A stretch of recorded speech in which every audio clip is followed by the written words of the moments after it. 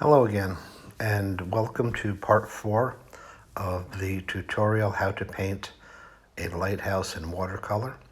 This is a simple painting, and there's been four steps. The first step was to draw very lightly in pencil the composition. The second is to ink that drawing and erase the pencil line, and then I had colored it in watercolor, and once the watercolor is dry, we can move on to this step, which is adding the shadows and the darks to the objects in the composition. And here I am putting a dark shadow on the right side of all the objects, the trees, the lighthouse, and the buildings, and the rocks. So this is there's a shadow underneath that walkway and on the right side of the lighthouse. There's a shadow on the trees to the right, and there's a shadow underneath here, underneath the eave of the building, and the shadow on the pine tree, on the right of the pine tree there. And you see, by putting on the shadows, you leave the highlights. You're not able to paint light over dark in watercolor. You have to either save the lights and save the whites, or build up the dark side. So here is more on the dark. It's a transparent indigo and magenta combination. And I'm just very, very quickly putting it on, not really thinking too much about, what it's supposed to look like. I just know it's on the right side. And, these are watercolor marks, so you're not really expected to perform too many details at this stage, but you want to you'll get a sense of depth in the composition, because with the overlapping, you've got the dark and the light. Now here I am darkening the shadow on the right side of this particular building. The entire right side is in shadow, and from there I'll just this was pooling up a little bit, so I'm picking up some of the color from the shadow side of the tree, and I'll move down and start to paint these particular trees and bushes, the right side, the shadow side. And it's kind of a negative painting behind the bush that's in front of it, and it makes the tree or bush in front of it look like it's coming forward. That's how you get like a three-dimensional look to your watercolor. And I'll just continue with that process. It's really just a repetition of putting the shadow on the right side of all the objects and underneath the eaves and whatnot. Now here I'm putting a shadow, a random shadow, that's being cast by an object that's not in the composition. So, there, as you can see, it's just a random dark. Same thing down here, putting more random darks on.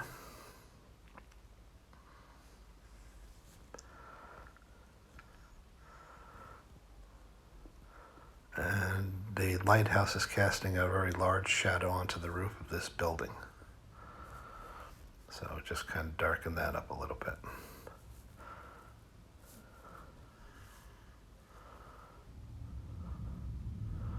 There's a shadow under there.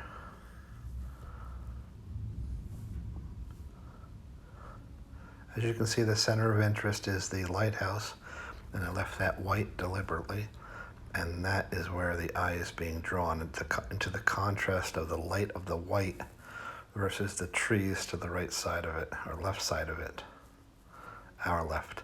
Now I'm taking a marker that I used to ink the composition, and I'm putting in a few details, and I like to put in just kind of cartoon-looking branches, as like an illustrator would do, onto the trees.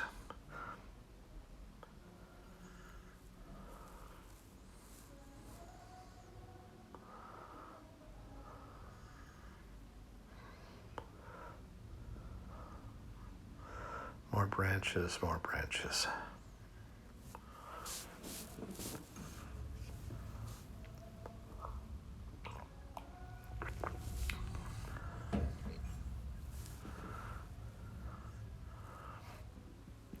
It's pretty self-explanatory here. And this is the final stage. When this is done, when the details are done, and you really can't get these kind of details with a watercolor brush. You can either use a black marker like I'm using, or you could use colored pencils or a watercolor pencil, or a combination. There's nothing that says that your entire composition has to be only watercolor. Using a few different medium really can expand what you're capable of doing. And I just could never get any kind of detailed control using a watercolor brush, so I started experimenting with this marker, and for me, it's good enough. You know, I don't know if I was doing a composition for as a commission. I don't know if I would use a marker, but you know, maybe, who knows. Now, these roofs, I want to put some texture on the roofs because this is a simple composition. I think we could get away with it. Maybe putting some shingles on the roofs. So the way to do shingles is simply to draw horizontal lines and keep in mind the slope of the roof as you do it. So take your time and just draw some nice horizontal lines. Kind of horizontal, and then just a series of vertical hash marks, and then split each one of those vertical hash marks in two, so it gives the illusion that there's staggered shingles in each row. This really makes a nice effect, and you can do this on each building that you have. Now I'll come over and do it on the outlying building. Horizontal lines, and then the vertical hash marks.